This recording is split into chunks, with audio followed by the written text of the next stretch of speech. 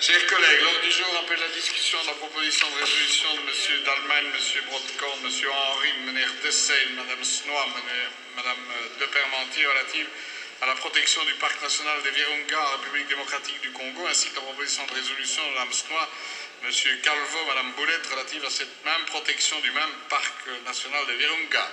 Je propose de consacrer une seule discussion à ces deux propositions. S'il n'y a pas d'observation, il en sera ainsi. Le rapporteur est Mme Vienne. Elle n'est pas là, elle renvoie son rapport écrit. Je n'ai plus... Monsieur Louis, pardon.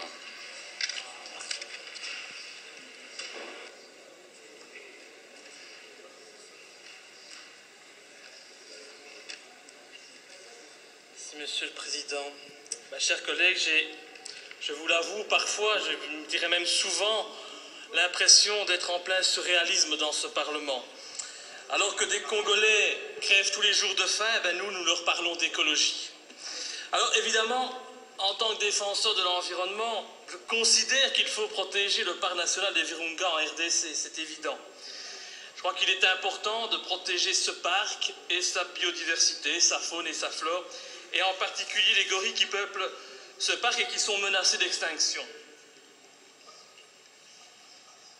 Vous viendrez avec moi chez les bonobos, si vous voulez. Non, ils ne sont pas là. Malheureusement, ils seront peut-être plus intelligents que certains qui peuvent s'être assemblés. Oui, tout à fait. Monsieur le Président, j'en ai assez de devoir à chaque fois subir les insultes du groupe socialiste à chaque fois que je prends la parole. Vos observations ne sont pas objectives. Allez, la parole est à Monsieur Louis. Monsieur Frédéric. Non, il n'y a pas de justification. Monsieur Louis, poursuivez. Ah, je sais. Ça, c'est pas de ma faute. Alors évidemment, ces gorilles sont menacés d'extinction. Mais le peuple congolais, lui aussi, est en train d'être exterminé. Et des millions de morts sont constatés depuis des années. Et nous regardons et nous participons même à ces crimes. Et c'est pour cela qu'au lieu de nous occuper de ce parc, je crois qu'il sera avant tout bienvenu de nous préoccuper du bien-être des Congolais que nous opprimons depuis des années. Alors, c'est bien, ici on se préoccupe de biodiversité, pendant les Congolais meurent de faim, que leurs femmes, leurs enfants sont violés, à cause du dictateur fantoche, Kabila, que vous défendez, et qui opprime son peuple avec le soutien du Rwanda et de la Belgique, grand acteur de la balkanisation de la région. Et c'est pourquoi je ne peux bien entendu soutenir cette résolution particulièrement hypocrite, qui n'a d'autre but, d'autres objectifs que de se donner bonne conscience, comme vous avez l'habitude de faire dans ce Parlement. Nous opprimons déjà le Congo depuis plus de 100 ans. Nous n'avons pas encore d'ordre ou de conseil à lui donner. Et je crois que ceux qui soutiennent cette résolution devraient comprendre une chose, c'est que le temps des colonies est révolu.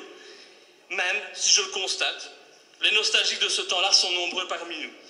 Et en tant qu'adversaire de l'ingérence, je ne peux en aucun cas soutenir cette résolution hypocrite et c'est pourquoi je m'abstiendrai lors du vote tout à l'heure. Je ne comprends pas comment on peut demander au Congo de respecter ses propres lois en matière d'environnement, alors que le gouvernement de ce pays que nous soutenons et de son voisin rwandais ne respecte déjà pas les droits de l'homme, les droits les plus fondamentaux. Et donc je pense que nous aurions été plus inspirés en supprimant les aides au développement au profit de la RDC, au profit du Rwanda, puisque cet argent ne profite pas aux peuples qui sont dans le besoin, mais qu'il profite en exclusivité aux dictateurs qui les dirigent, qui les oppriment, et je ne participerai donc pas à ce simulacre de démocratie. Je vous remercie. Merci bien. Je n'ai plus d'intervenants.